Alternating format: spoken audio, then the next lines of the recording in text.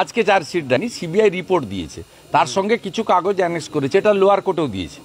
আপনাদের এটা পুরনো খবর এবং এতে বহু লোকের সুপারিশপত্র, পার্থ চ্যাটার্জির অফিসে যাদের সুপারিশপত্র, আপনাকে দুটো জিনিস আমি এক্ষেত্রে বলি, এটা নতুন নয়, এটা 2-2.5 বছর আগের পচা জিনিস আপনার বেরিয়েছে।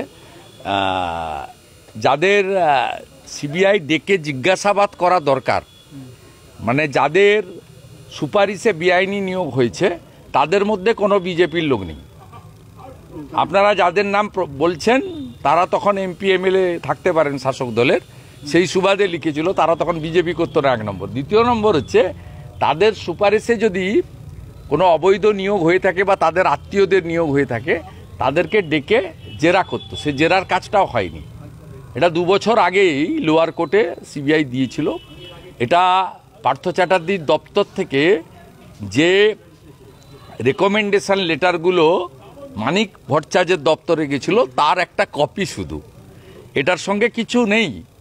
এবং যারা আজকে বিজেপির 2-3 জনের নাম আপনারা যারা এসেছে, তার মধ্যে আমাদের এখানকার এক্স এমপিও আছেন, তাতে তাদের সুপারিশে একজনেরও নিয়োগ হয়নি বা তাদেরকে ডেকে সিবিআইকে জিজ্ঞাসাবাদ করার প্রয়োজনও মনে করেনি। শুধু আমাদের সঙ্গে যারা আছেন 2-1 জন তারা নয়, ওদের সঙ্গেও এমন কিছু লোক আছে যাদের সুপারিশে কাজ হয়নি, তাদেরকেও সিবিআই ডাকেনি। সিবিআই ইনভেস্টিগেশনে তার মূল চার্জশিটে বলে দিয়েছে কিভাবে কার কার সুপারিশে সাদা খাতায় অবৈধ নিয়োগ হয়েছে। অতএব অবৈধ নিয়োগ যাদের হয়েছে, অর্থের বিনিময়ে যাদের নিয়োগ হয়েছে, ফাঁকা খাতা দিয়ে যাদের নিয়োগ হয়েছে, তাদের বিরুদ্ধে ব্যবস্থা নিক। এবং যদি কোনো নেতা মন্ত্রী আধিকারিকের আত্মীয় চাকরি পেয়ে থাকে তার সুপারিশে, তার বিরুদ্ধেও ব্যবস্থা নিক, সেটা আমরা চাই। কিন্তু সাথে সাথে এটাও চাই, যোগ্য যারা, এই অযোগ্যদেরকে ব্যবস্থা নিতে গিয়ে যোগ্যরা যেন ক্ষতিগ্রস্ত না হয়। যেমন 26,000 যে এসএসসির চাকরি, তাতে 19,000-এরও বেশি যোগ্য আছে, 5,890 জন অযোগ্য। আমরা অযোগ্যদের চাকরি যাক, এটা একদম চাই।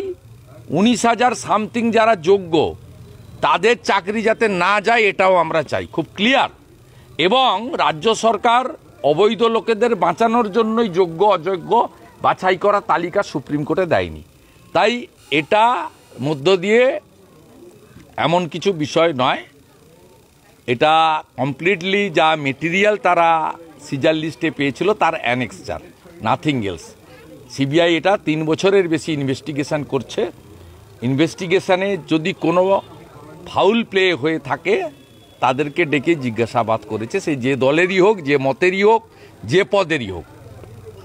এমনকি আইএস মনীষ জৈনকে ডেকেও জিজ্ঞাসাবাদ সিবিআই এক্ষেত্রে করেছে।